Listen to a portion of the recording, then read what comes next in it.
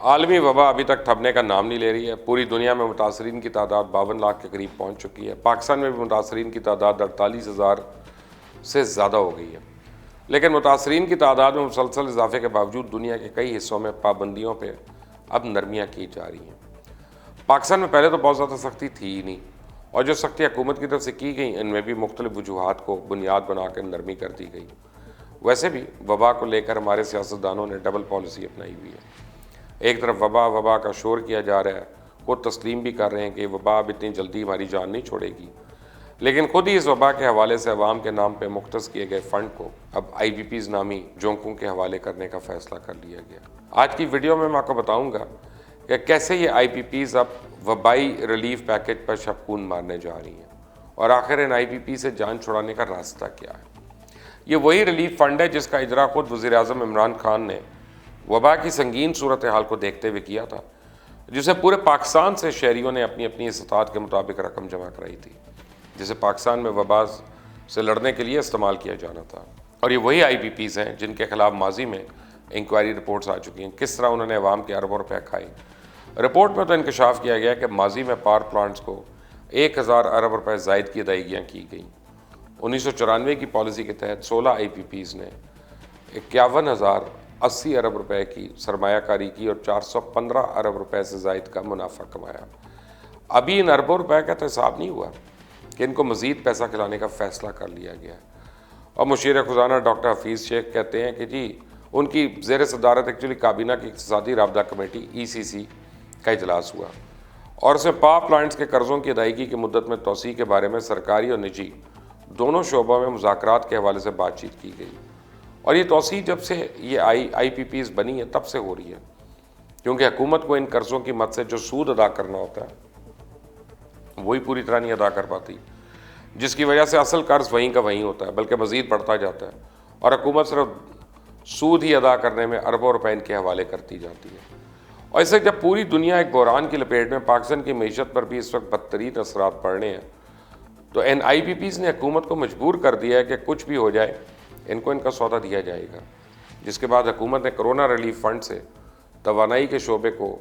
سود کی ادائیگیوں کے لیے تقریباً 10 ارب روپے مختص کرنے کی منظوری دے دی ہے۔ یعنی وہ فنڈ جو وبا سے ریلیف کے لیے عام آدمی پہ خرچ ہونا تھا وہ اب IPPs کی جیب میں جائے گا۔ دراصل ہماری ایک تمام حکومتوں نے آج تک توانائی کے حصول کے لیے سستے ذرائع تلاش ہی نہیں کیے، اور آگے بھی اگر یہی صورتحال چلتی رہی تو ایک دن تو ایسا آ سکتا ہے کہ IPPs پاکستان کا دیوالیہ نہ کر دیں، جبکہ ان کمپنی سے جان چھڑانے کا ایک ہی طریقہ ہے، اور وہ ہے ماحول دوست سستی بجلی پیدا کرنا۔ پاکستان کے بارے میں کہا جاتا ہے کہ توانائی اور ٹیکنالوجی کے معاملے میں دوسرے ملکوں کے مرہون منت ہے، تو یہ مان لینا چاہیے اس میں قصور کسی اور کا نہیں، ہماری اپنی حکومتوں کا ہے۔ ہم نے 1972 کے بعد کوئی ڈیم نہیں بنایا، جبکہ 1972 کے مقابلے میں آبادی میں اب 4 گنا اضافہ ہو چکا ہے۔ ہمارے ہمسایہ ملک بھارت نے اس دوران 27 ڈیم بنا لیے ہیں۔ اس وقت اگر ہماری آبادی 4.5 کروڑ تھی تو آج 22 کروڑ سے زیادہ ہو چکی ہے، اور اگر اس وقت ہماری بجلی 1500 میگا واٹ استعمال ہوتی تھی تو آج ہم 22,000 میگا واٹ کو چھو رہے ہیں۔ اس وقت فی یونٹ ریٹ اگر 25 پیسے تھا تو آج 30 روپے سے بھی زیادہ ہے، اور یہ ریٹ اس لیے بھی زیادہ ہے کہ اس وقت ہم بجلی صرف پانی سے بناتے تھے، جس کے لیے صرف انفراسٹرکچر اور ٹربائن کی ضرورت ہوتی تھی، لیکن آج ہم دنیا کے مہنگے ترین پاور پلانٹ سے بجلی بنا رہے ہیں، اور وہ فرنس آئل یا دوسری توانائیوں کو خرچ کر کے توانائی حاصل کر رہے ہیں۔ ظاہر ہے جب پانی کو چھوڑ کر تیل سے بجلی پیدا کریں گے تو آپ کو فی یونٹ کاسٹ بھی اسی حساب سے ادا کرنی پڑے گی۔ یہی وجہ ہے کہ پاکستانی مصنوعات کی لاگت اس قدر بڑھ گئی ہے کہ ہماری مصنوعات کے ریٹس اوپن مارکیٹ میں مقابلہ ہی نہیں کر سکتے۔ ان بجلی کے منصوبوں کو مسلسل تاخیر کا شکار کیا جاتا رہا، اور اس سے توانائی مہنگی ہوئی اور ملکی ضروریات پوری کرنے میں بری طرح ناکامی کا منہ دیکھنا پڑا۔ اب جب کہ IPPs کی مکمل اجارہ داری ہو چکی ہے اور وہ جب چاہیں پاکستان کو بجلی کی فراہمی معطل کر سکتے ہیں اور من مانے ریٹ بھی لاگو کرنے میں آزاد ہیں، اور تو اور آپ انہیں دباؤ میں بھی نہیں لا سکتے۔ انہیں اگر کچھ کہا جائے یا ریٹ کے حوالے سے بات کی جائے تو وہ انٹرنیشنل کورٹ سے رجوع کرتے ہیں۔ جب پاکستان کو شکست ہوتی ہے، 2 بار پاکستان کی سوورن گارنٹی چیلنج ہو چکی ہے، کیونکہ معاہدوں کے مطابق حکومت پاکستان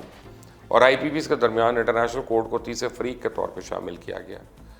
لہذا پاکستان کو جتنی جلدی ممکن ہو سکے ان کمپنیوں سے چھٹکارا حاصل کرنا ہے۔ اسی تناظر میں کالا باغ ڈیم کی بجائے دیا میر بادشاہ ڈیم پر کام کرنے کا بھی آغاز کیا گیا۔ جی وہی بادشاہ ڈیم جس کے لیے جولائی 2018 میں سابق chief justice supreme court Saqib Nisar نے حکومت کو تعمیر کا حکم جاری کیا تھا، اور جسٹس ثاقب نثار صاحب نے محمد اور بادشاہ ڈیم کی تعمیر کے لیے اپنی جیب سے 10 لاکھ روپے دیے اور تمام پاکستانیوں سے احتیاط کی اپیل کی۔ اس فنڈ میں مسلح افواج، سرکاری ملازمین، نجی ادارے اور ان کے ملازمین نے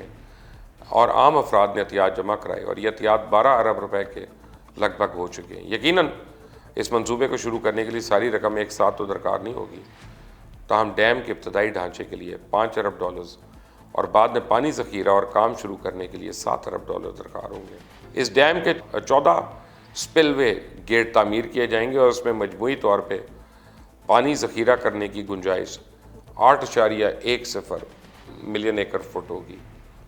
جبکہ اس میں ہر وقت 6.4 ملین ایکڑ فیٹ پانی موجود رہے گا۔ اس پانی کو زراعت کے لیے بھی استعمال کیا جا سکتا ہے، اور اس ڈیم سے بجلی پیدا کرنے کے لیے 12 ٹربائنز لگائی جائیں گی، اور ہر ایک ٹربائن سے متوقع طور پہ 375 میگا واٹ بجلی حاصل ہوگی، جبکہ مجموعی طور پہ 4500 میگا واٹ بجلی حاصل ہو سکتی ہے، جو کہ ایک بڑی خوشائن بات ہے۔ لیکن خوشی تو تبھی ہو سکتی ہے جب اس کی تکمیل بھی ہو، ورنہ تو کالا باغ ڈیم کو بھی شروع کیا گیا تھا، مشینری بھی سارے وقوع پہ پہنچ چکی تھی، لیکن اربوں روپے کی مشینری آج بھی وہاں عبرت کا نشان بن کے زنگ آلود ہو گئی ہے، اور یہ منصوبہ صوبوں کی لڑائی اور سیاست کی ایسی بھینٹ چڑھا کہ مشرف جیسا مضبوط حکمران بھی اس پر عمل درآمد کروانے پہ ناکام رہا۔ یہ کتنی بدقسمتی ہے ہماری کہ واٹر از لائف، پانی زندگی ہے، اور پانی کے اوپر ہم صبائیت، لسانیت اور اس طرح کے جھگڑوں پہ پڑے رہتے ہیں، اور دشمن ہمارا اس بات پہ ہمارے اوپر حاوی ہوتا جا رہا ہے، کامیاب ہے اس بات پہ۔ آپ اس پہ اپنی رائے ضرور دیجیے گا، بیل آئیکن کو پریس کریں، چینل کو سبسکرائب کریں۔ اللہ حافظ۔